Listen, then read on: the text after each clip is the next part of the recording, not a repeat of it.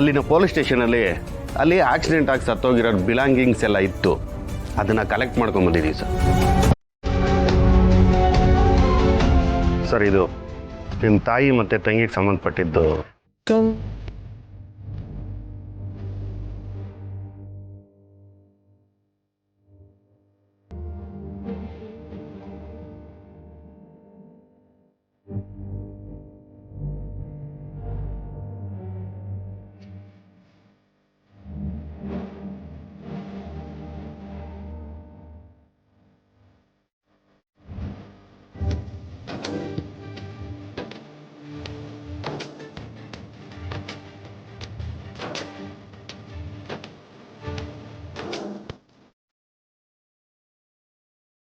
One second, sorry sir, ನಮ್ಮಿಂದ ಏನೂ ಮಾಡೋದಕ್ಕಾಗಲಿಲ್ಲ. ನಿಮಗೆ ಬ್ಯಾಡ್ ನ್ಯೂಸ್ ಕೊಡೋ ಥರ ಆಯಿತು.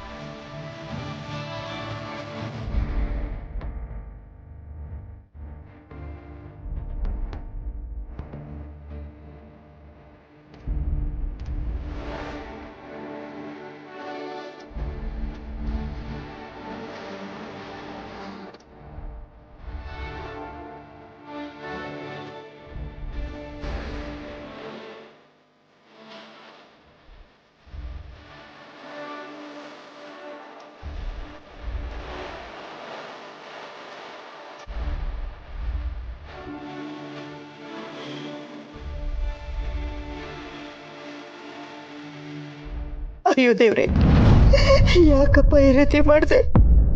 ಯಾಕಿಷ್ಟು ನೋವು ಕೊಟ್ಟೆ? ಎಲ್ಲ ಒಳ್ಳೇದಾಗುತ್ತೆ ಅನ್ಕೊಂಡಿದ್ರೆ ಹೀಗಾಗೋಯ್ತಲ್ಲ.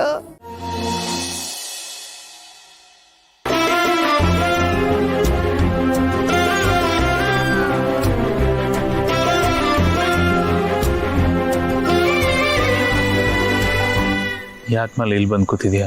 ಯಾಕೋ ಸಾನೆ ಬೇಸರ ಆಗ್ತಿತ್ತು ರೀ. ಮನೆಯೊಳಗೆ ಯಾಕೋ ಏನು ಕೆಲಸನೇ ಮಾಡಕ್ಕಾಗ್ತಾ ಇರ್ಲಿಲ್ಲ. ಅದಕ್ಕೆ ಇಲ್ಲಿ ಬಂದು ಕೂತ್ಕೊಂಡೆ. ಅಣ್ಣನ ಬಗ್ಗೆ ಯೋಚನೆ ಮಾಡ್ತಿದ್ಯಾ? ಹೋ ರೀ, ಪಾಪ ಅವ್ರ ಪರಿಸ್ಥಿತಿ ನೆನ್ಸ್ಕೊಂಡ್ರೆ ಕಣ್ಣು ಚುರ್ರ ಅಂತೈತೆ ರೀ. ಅವ್ರಮ್ಮ ಬರ್ತಾರೆ ಅಂತ ಪಾಪ ಅದೆಷ್ಟು ಆಸೆ ಹಾಕಿದ್ರು ರೀ. ಎಷ್ಟು ಕಾತ್ರದಿಂದ ಕಾಯ್ಕೊಂಡು ಕೂತಿದ್ರು.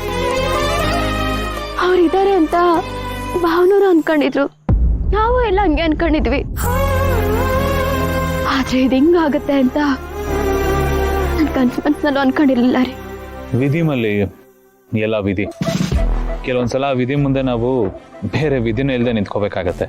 ನಮ್ಮ ಕೈಲಿ ಏನೂ ಇಲ್ಲ ಮಲ್ಲಿ, ನಾವೇನು ಮಾಡೋಕ್ಕೂ ಆಗೋದಿಲ್ಲ. ದಯವಿಟ್ಟು ಇದನ್ನ ಜಾಸ್ತಿ ಮನ್ಸು ಕಚ್ಕೋಬೇಡ ಮಲ್ಲಿ, ಪ್ಲೀಸ್. ಹೆಂಗ್ರಿ ಆಗತ್ತದು?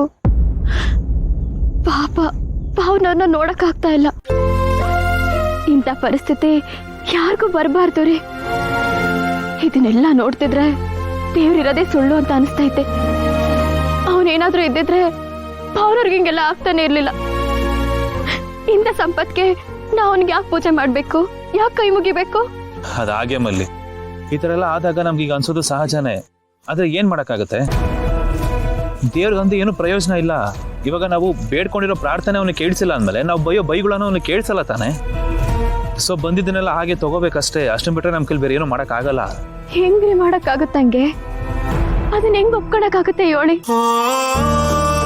ಪಾಪ ಎಷ್ಟೋ ವರ್ಷ ಆದ್ಮೇಲೆ ತನ್ನ ತಾಯಿ ಬರ್ತಾ ಇದಾರೆ ಅಂತ ಒಳ್ಳೆ ಮಗು ತರ ಕಾಯ್ಕೊಂಡ್ ಕುತ್ಕೊಂಡಿದ್ರು.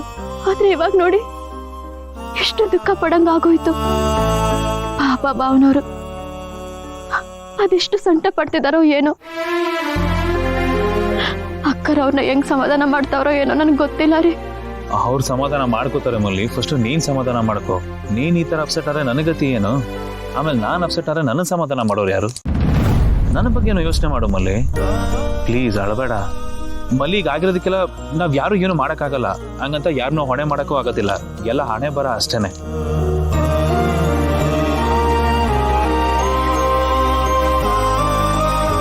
ಪ್ಲೀಸ್ ಅಳಬೇಡ ಮಲ್ಲಿ, ಸಮಾಧಾನ ಮಾಡು. ಇವಾಗ ಈಗ ಆಗಿರೋದಕ್ಕೆ ಯಾರು ಹೊಣೆ? ಯಾರು ಹೊಣೆ ಅಲ್ಲ. ಎಲ್ಲ ಹಣೆ ಬರ ಅಷ್ಟೇ.